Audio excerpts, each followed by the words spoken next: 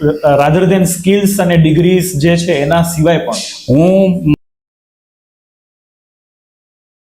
હું મારી જાતને એવી રીતે મૂલું છું કે તમારો ધાર્મિક બેઝ સારો હોય, સ્પિરિચ્યુઅલિઝમ, તમારા સંસ્કાર પ્રમાણમાં રિલેટિવલી આખા ઘરનું વાતાવરણ જ ઓનેસ્ટ હોય અને તમને સારું જ્ઞાન મળ્યું હોય અને સામા માણસને, દર્દીને, આપણા માટે સામા માણસ એટલે દર્દીને ખાલી એને એમ કે એના માટે આપણે હમદર્દી રાખીએ એવું નહીં, પણ એની સંવેદના સમજી શકીએ કે એની જગ્યાએ આપણે હોય તો આપણને શું થાય.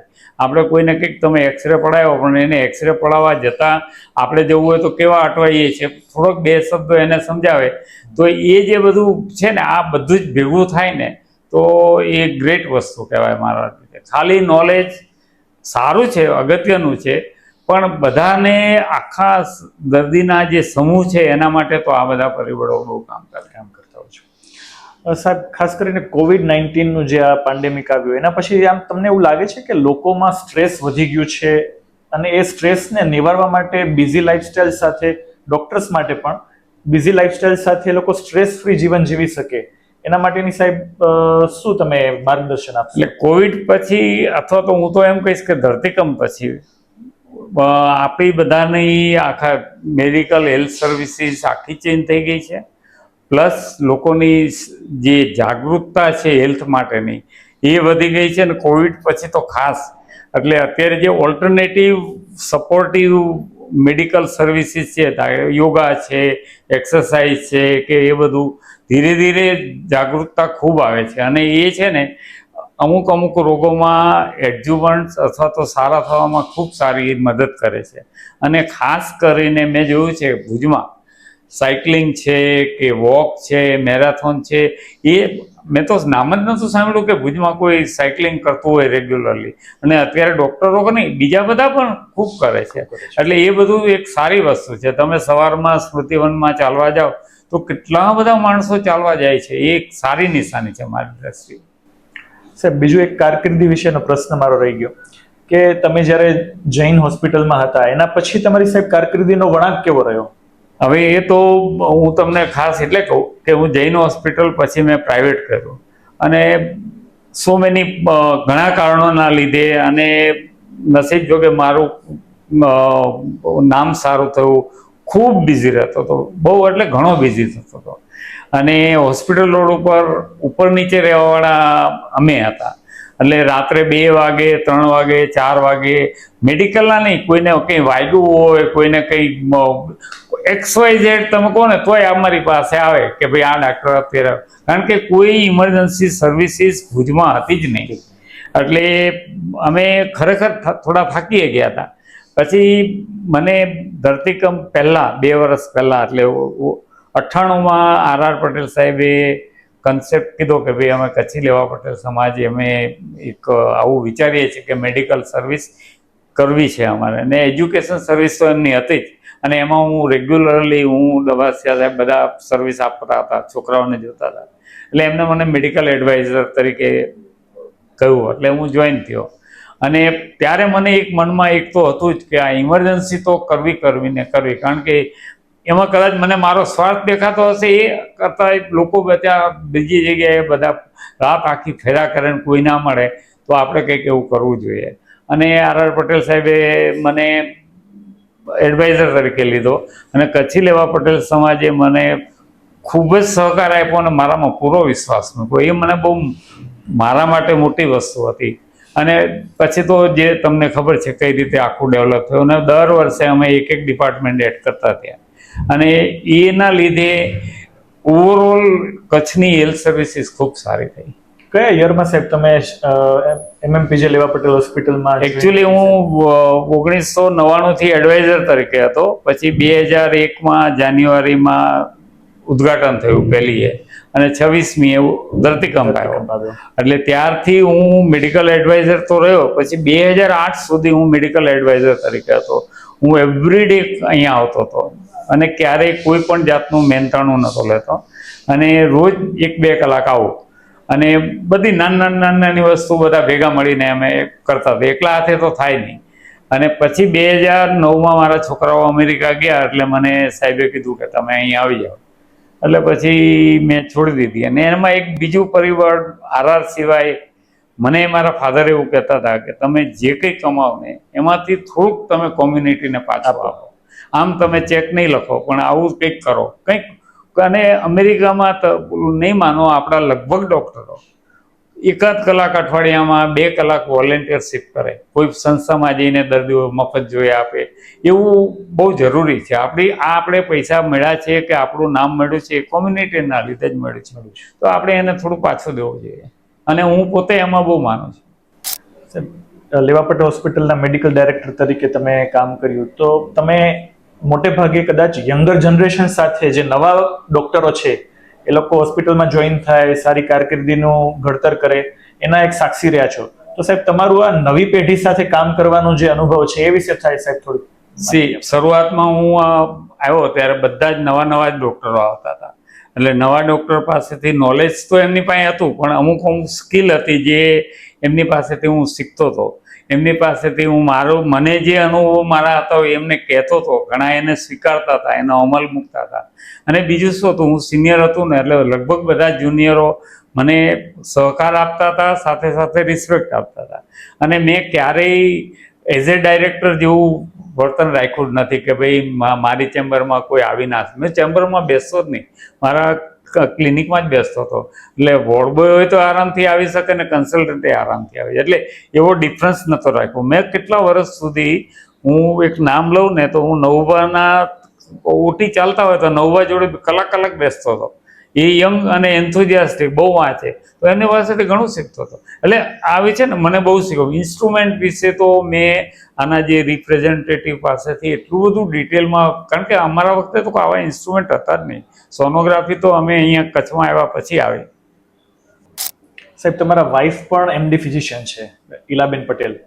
તો તમે પણ એમડી ફિઝિશિયન તરીકે કામ કરો, મેડમ પણ ફિઝિશિયન તરીકે કામ કરે. તો આ જે વર્ક લાઈફ બેલેન્સ છે તમે જ્યારે તમે કહો છો કે એકદમ બિઝી લાઈફમાંથી તમે લેવા પટેલ હોસ્પિટલમાં મેડિકલ ડાયરેક્ટર તરીકે જોઈન કર્યા, તો આ આખી જર્ની દરમિયાન એ જે લાઈફ પાર્ટનર સાથે અને વર્ક લાઈફ બેલેન્સ છે એ વિશે સાહેબ તમે થોડી માહિતી આપો. હવે અમારે કેવું છે કે સેમ પ્રોફેશનમાં બંને હતા, બંને એમડી મેડિસિન. અમને જ્યારે અમે મેરેજ કર્યા ત્યારે અમારા સાહેબે કીધેલું કે બેમાંથી એક તમે કંઈક સબ સ્પેશિયાલિટી કરી આવો. પણ અમે આફ્રિકા જતા રહ્યા એટલે એ ચાન્સ ગયો. પછી અહીંયા આવ્યા ત્યારે 3-4 વર્ષ તો છોકરાઓ નાના હતા એટલે એલાએ કામ જ ના કર્યો. પછી મેં કીધું ને એમ ટ્રેડમિલ, અમે કચ્છમાં સૌથી પહેલાં ટ્રેડમિલ લઈ આવ્યા હતા. એ વખતે it was A big investment. Treadmill લઈ આવ્યા. ધીરે ધીરે અમે બધું હેલ્થ ચેકઅપના પહેલાં પ્લાન ચાલુ કર્યા. ઈલા પેશન્ટ ક્યારેક જોઈ દે, હું ના હોય ત્યારે, અથવા તો કોઈ ઇન્ડોર હોય એમાં મને મદદ કરે. પછી જ્યારે મારી બેબી 10મામાં હતી, ધરતીકંપ આવ્યો ત્યારે એની 10માની પરીક્ષા હતી ને ઈલા 1 મહિના માટે દિલ્હી ઇકોની ટ્રેનિંગ લેવા ગઈ. અને એ વખતે અમારે ઇન્સ્ટ્રુમેન્ટ તો લેવા પટેલમાં હતું જ, એટલે ઇકોકાર્ડિયોગ્રાફી મશીન હતું, પણ અમે ટ્રેનિંગ ઓફિશિયલી લઈ અને સી સ્ટાર્ટેડ ઇકોકાર્ડિયોગ્રાફી. અને પછી એને ઇકો જ ચાલુ રાખ્યું.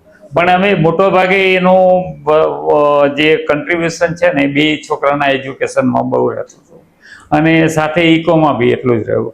અને અમે એક નિયમ બનાવેલો કે હું બધા મારા લગભગ જે અહીંયા કચ્છ MMP જેમાં આવ્યા એ બધાને કહેતો હતો કે 3 મહિને 3 દિવસનું રજા લેવાની, 6 મહિને 6 દિવસની અને વર્ષે 12 દિવસનું. આટલું વેકેશન તો દરેક ડાક્ટરે લેવું જ જોઈએ.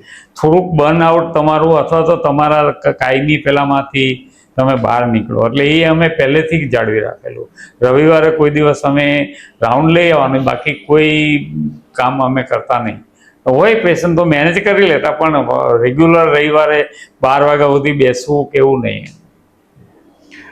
સાહેબ તમે અવારનવાર હમણાં અમેરિકા જવાનું થાય, તમારા સંતાનો ત્યાં છે, તો અમેરિકાનું હેલ્થકેર સિસ્ટમ પણ તમે જોયું અને ભારતના હેલ્થકેર સિસ્ટમમાં તમે કચ્છ અને ભુજમાં કામ કર્યું. તો આમ સીધી સરખામણી કદાચ તમારા મગજમાં થતી હશે, તો આમ સામાન્ય મુદ્દાઓમાં પબ્લિકને એક મેસેજ આપવો છે કે શું ફેરફાર છે, શું સરખામણી છે, તો એ શું હશે? એક બધાએ સમજવા જેવું છે કે અમેરિકા લાગે છે એટલું બધું હેલ્થ બાબતમાં રૂડું નથી. હેલ્થ સર્વિસીસ સસ્તી નથી, તમને પેટ દુખ્યું ને તરત ડાક્ટર પાસે જાઓ કે દાંત દુખ્યો ને ડાક્ટર પાસે જાઓ એવું ક્યારેય ના બને. અને લગભગ 90% વર્ક બધું એપોઇન્ટમેન્ટથી જ થાય અને 100% વર્ક તમારે ઇન્સ્યોરન્સ હોય તો જ થાય. જો તમારી પાસે ઇન્સ્યોરન્સ ના હોય તો તમે એ બિલ સહન ના કરી શકો, એટલું મોટું હોય.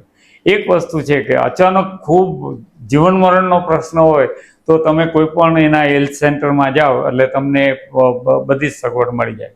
પણ ત્યાં આપણા જેવું government hospital, private hospital, charitable એવું નથી. They are all corporate hospital. પણ દરેક જગ્યાએ આવા ટાયર છે કે ભાઈ તમે પ્રાઇમરી કેર પ્રોવાઈડર પાસે જાઓ, એપોઇન્ટમેન્ટથી જવાનું. અર્જન્ટ કેરમાં જાઓ તો એપોઇન્ટમેન્ટથી જાઓ પણ તમને જલ્દી લઈ લે અને થોડા પૈસા લે. ઇમરજન્સી કેરમાં જાઓ તો દેર ઇઝ નો એપોઇન્ટમેન્ટ, પણ તમને ઇમરજન્સીમાં કોઈ પણ કાસ્ટને લઈ લે. અને એક મોટી વસ્તુ એ છે કે ત્યાં કોઈ જાત મેડિકલમાં નહીં, દરેક જગ્યાએ કોઈ કાસ્ટ નથી, કોઈ ક્રીડ નથી, કોઈ હોદ્દો નહીં, કોઈ પોસ્ટ નહીં કે રાજકારણી નહીં. એવરીબડી, દરેક વ્યક્તિ એક માણસ છે, હ્યુમન બિંગ છે, એ રીતે ટ્રીટ થાય. પછી તમે ઓફિસમાં જાઓ તો ભલે, મેડિકલમાં જાઓ તો ભલે, અથવા તો કોઈ મુસાફરી કરતા હોય, એવરીબડી ઇક્વલ ટ્રીટ થાય. પણ ત્યાં જે મેં કહ્યું ને કે દર્દીને વેઇટ થવું પડે, પેટ દુખતું હોય તો જ્યાં સુધી એના બધા તપાસો ન થાય ત્યાં સુધી ઇન્જેક્શન નહીં, ટેબ્લેટ બી ના આપે. એટલે આપણે ત્યાં મોટી વસ્તુ એ છે કે આપણે અત્યારે કચ્છમાં તો health services I would say કે બહુ સારી છે. તમને 5 મિનિટમાં તમને ચેસ્ટ પેન થવું હોય, લેવા પટેલમાં કે કોઈ પણ હોસ્પિટલમાં જાય તો 5 મિનિટમાં એની સારવાર ચાલુ થઈ જાય, નિદાન થઈ જાય. અને આગળ જે કહું, જ્યારે એ વસ્તુ અમેરિકામાં નથી. અને બીજું આપણે ત્યાં એક ડ્રોબેક એ છે કે ત્યાં એકદમ કેટલા બધા સગા અને એ બધું હારે ના આવે તો એક જ જણ હોય અને ધે ફોલો લોસ.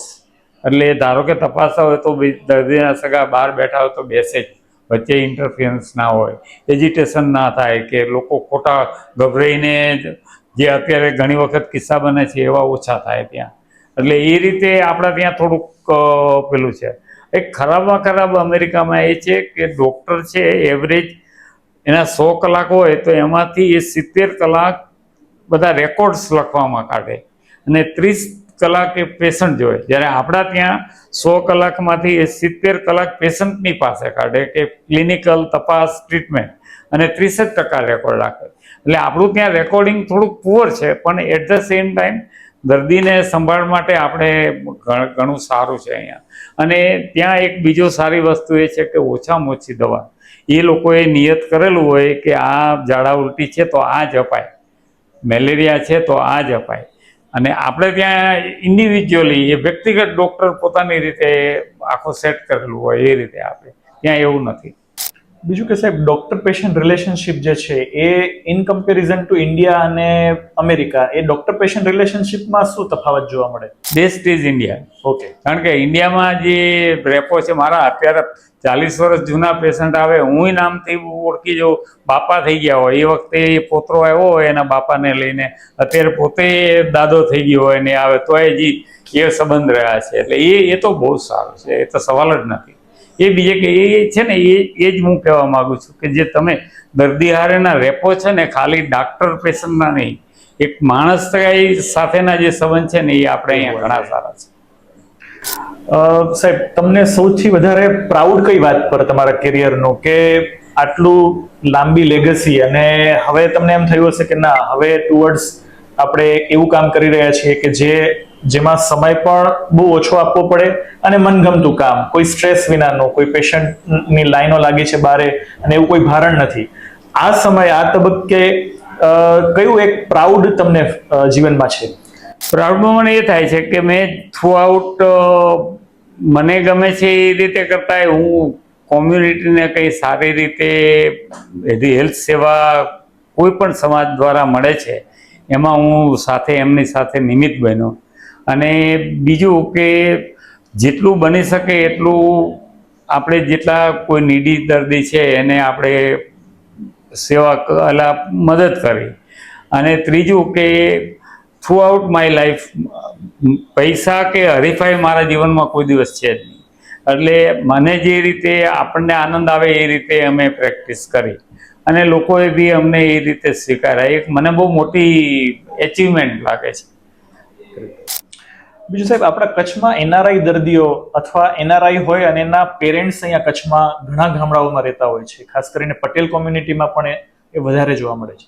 તો આ જે એલ્ડરલી પેશન્ટ્સ અહીંયા જે એમના સંતાનો અમેરિકા રહે છે કે ઇંગ્લેન્ડ કે યુકે રહે છે, એ લોકોને અહીંયા કોઓર્ડિનેટ કેવી રીતે કરવું જોઈએ હજી પણ વધારે, કે એનઆરઆઈ દર્દીઓના એનઆરઆઈ સંતાનોના મા બાપ જે અહીંયા રહે છે એમના માટે શું સાહેબ મેસેજ? હવે આમાં કેવું છે કે મારે તો એવું જ છે કે હું આ 24 ગામમાં બધા વૃદ્ધો રહેતા હતા, છોકરાઓ તો કમાવા ગયા હતા, એટલે લગભગ વૃદ્ધોની સંભાળ ડૉક્ટરોમાં આપણા બધાને મારી ભાગે વધારે આવતી હતી, કારણ કે હું 24 ગામ મારે વધારે બધા ડૉક્ટર પાસે આવ્યું હશે.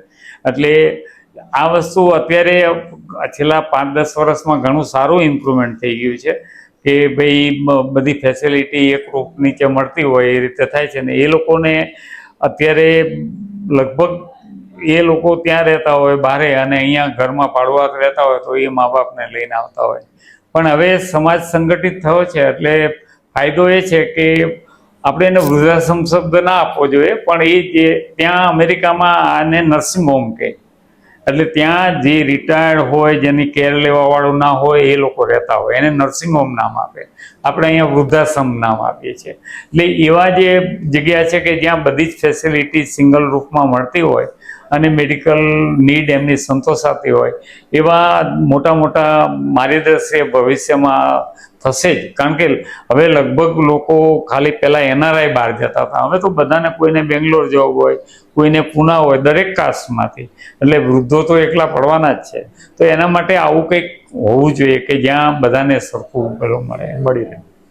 થોડું અર્બનાઇઝેશન અને શહેરીકરણ લગભગ વિશ્વના દરેક ખૂણે થયું, એવી રીતે આપણા કચ્છમાં પણ આ બધું જે શહેરીકરણ વધ્યું, એટલે 80-90નો દાયકો અને અત્યારે 2025 ચાલી રહ્યું છે, તો લોકોનું ડોક્ટર પ્રત્યેનો અભિગમ અને ડોક્ટરનો દર્દી પ્રત્યેના અભિગમમાં કોઈ ફેરફાર આ શહેરીકરણના કારણે સાહેબ લાગે છે તમને? એ થોડુંક કદાચ હવે એ તો જેવી રીતે બીજા બધા ફિલ્ડમાં થાય છે એવું જ આપણા ફિલ્ડમાં થવાનું. પણ હજી હું એવું માનું છું કે ડૉક્ટરને લોકો હંમેશા કચ્છમાં તો ખાસ હજી માનથી જ જોવે છે અને એમના વિશે કોઈ શંકાવાળી વાત એમના મગજમાં આવતી નથી. આ સ્વાભાવિક છે. હવે ક્યારેક કોઈ નાના મોટા કિસ્સા બનતા હોય, પણ ઓવરઓલ મેડિકલ પ્રોફેશન તે હજી લોકો માનથી પહેલાં હતું. મને હજી અમને તો મારી યારે જેટલા ભુજમાં હશે બધાને અનુભવ હશે, લોકો પૂછવા આવતા હતા કે કોઈ છોકરીનો કોઈ છોકરાનો સંબંધ કરવો હોય તો સાહેબ એમ કે આ ઘર કેવું, આ કેવું. એ વસ્તુ કદાચ હવે ધીરે ધીરે ઓછી થતી હશે, પણ બાકી ઓવરઓલ આપણા પ્રોફેશનને તો લોકો માનથી જુએ જ છે. અને મને એમ લાગે છે કે ઇન્ડિયામાં હજી આ વસ્તુ ચાલુ જ રહેશે. અમેરિકામાં તમે હોસ્પિટલ છોડો પછી you are no more a doctor, તમે ડોક્ટર નથી, એટલે તમે પછી તમારે લેમેન તરીકે જ બધા તો કચ્છમાં ક્યાંક હોટલમાં તમે જમવા જાઓ અહીંયા, એટલે એ વસ્તુ રહેવાની જ છે.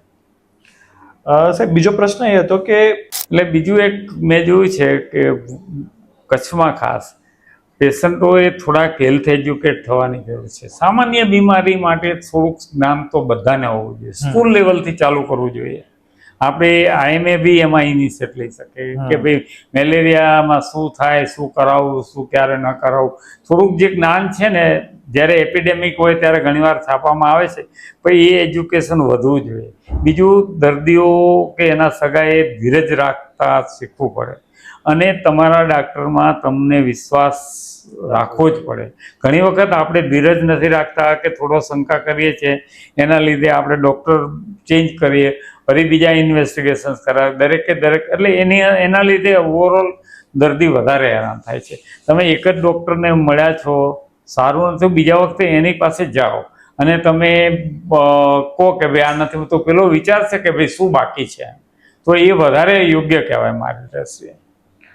સાહેબ કોઈ એવા યાદગાર ક્ષણો કે જે ખરેખર આમ હૃદયને સ્પર્શી ગયા હોય, એવા કોઈ પેશન્ટ્સને તમે ટ્રીટમેન્ટ આપ્યો, કોઈ એવા અનુભવો સાહેબ પ્લીઝ શેર કરો. એક અમે શરૂઆતમાં હું આવ્યો ને ત્યારે પહેલી જ રાત હતી, હું બસ સ્ટેન્ડેથી રિક્ષા કરીને જતો હતો પૂજારા સાહેબને ત્યાં. તો રિક્ષામાં આગળ 2 જણ બેઠેલા ડ્રાઈવરની જગ્યાએ અને એનો ફ્રેન્ડ હશે. અને હું પાછળ બેઠો હતો, તો મને તો ખબર જ નહોતી ને એ મને ઓળખતા નહોતા. તો એ કંઈક વાત કરતા હતા કે ભુજમાં એ કચ્છીમાં બોલતા હતા. હું સમજી ગયો કે એક ડૉક્ટર બેન આવ્યા છે પણ કે ભારે હોશિયાર છે, કે એ મગજમાં સીધું જ બાટલો ચડાવી દે નસ લઈને. એકચ્યુઅલી સ્કાલ્પેલ રાખે પણ કે એ ખૂબ હોશિયાર છે. એટલે લોકોમાં એટલી બધી એ વખતે અજ્ઞાનતા હતી. અને એવું જ મારે એક અહીંના પોલિટિકલ લીડર હતા, એને એટેક આવ્યો. હું જૈન હોસ્પિટલમાં હતો. પછી અમે એને બોમ્બે મોકલાવ્યા. તો બોમ્બેથી બીજા દિવસે ફોન આવ્યો કે એટેક હતો, ઓપરેશન થઈ ગયું છે અને અમે આવીએ છીએ. પછી બીજા 2-3 દિવસ પછી પાછા આવ્યા. તો એકચ્યુઅલી એમને એન્જિયોગ્રાફી જ કરાવી હતી, પણ એમ કે એન્જિયોગ્રાફી વોઝ એ ઓપરેશન, એવું એમને એ વખતે હતું. એટલે અજ્ઞાનતા ખૂબ હતી, પણ સાથે સાથે નિખાલસતા હતી કે કરે. અને મને તો હજી યાદ છે કે કેટલા બધા પેશન્ટો એવા હતા કે આપણે કીધું હોય કે ભાઈ બાપા હવે બાપાને ઘરે લઈ જાઓ, બધા તો બહારે જતા નહોતા. પછી ઘરે લઈ જાય ને 1 વર્ષ પછી બાપા પાછા ચાલતા ચાલતા આવ્યા હોય, એવું થતું હતું. કારણ કે એ વખતે ફેસિલિટી બહુ ઓછી હતી. યંગ ડૉક્ટર પણ એ તો આપણે જનરલમાં જેવું છે. એટલે અત્યારના જે યંગ, તમે લેતા નહીં કદાચ, યંગ ડૉક્ટરો છે એ લોકોની પાસે નોલેજ ખૂબ છે. ક્લિનિકલ સ્કિલ હજી થોડીક વધારવાની જરૂર છે. થોડોક પેશન્ટની હિસ્ટ્રી લેવામાં, એને સોશિયલી એનું સરાઉન્ડિંગની હિસ્ટ્રી લેવા બહુ જરૂરી છે. થોડીક તપાસ કરે, ફિઝિકલ એક્ઝામિનેશન કરે, અને ખાલી દર્દી તરીકે નહીં પણ એક માણસ તરીકે એના એને એમ કહીએ કે આપણે ભાઈ તમે બદામ ખાજો ને એપલ ખાજો, પણ હવે એ લખપતમાંથી આવ્યો હોય તો ક્યાં બદામ ને એપલ ખાય. એ થોડુંક પેલું, કારણ કે હવે લગભગ જે મેડિકલ સ્ટુડન્ટ થાય છે એ ઘણા ગામડામાંથી આવતા હોય, એવા ઓછા હોય પ્રમાણમાં. પહેલાં તો બધે સેમ સ્ટાઇલ હતી, ગામડામાંથી આવતા હતા એટલે બધાનું બેકગ્રાઉન્ડ સરખું હતું. બાકી તો આપણે પહેલાં માણસ બનવું જોઈએ અને પછી ડાક્ટર થવું જોઈએ. માનવતા અને પછી આપણું પ્રોફેશન આવે. આપણે અવળું ઘણીવાર કરતા હોઈએ કે હું ડાક્ટર તરીકેનું તમારું સ્ટેટસ છે, એટીટ્યુડ છે, બરોબર છે, પણ માણસાઈ તરીકે તો બધાએ, અને લગભગ બધા જ ડૉક્ટરો દર્દીનું સારું કરવા માટે જ છે. કોઈ ડાક્ટર જાણી બૂજીને તો ખોટું કરે જ નહીં, જાણી બૂજીને દર્દીને હેરાન બી ના કરે. પણ એ વસ્તુ છે ને સામાન્ય પ્રજામાં એ મેસેજ જવો જોઈએ કે ભાઈ તમે જે અમુક ક્યારેક પ્રસંગો બને છે ને એ ઓછા થાય. ને બીજું આપણે અહીંયા એક મેં જોયું છે, એ ખાસ કોમ્યુનિકેશન બહુ પુઅર છે.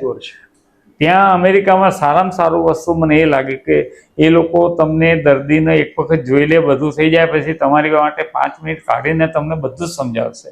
તમે પ્રશ્ન પૂછશો તો 5 પ્રશ્નના જવાબ બી આપશે. પણ એના લીધે છે ને દર્દીને તમારામાં વિશ્વાસ સારો આવી જશે, અને સારા કોમ્યુનિકેશન સ્કિલના કારણે તમારા પર ટ્રસ્ટ છે ઓછું થઈ જાય.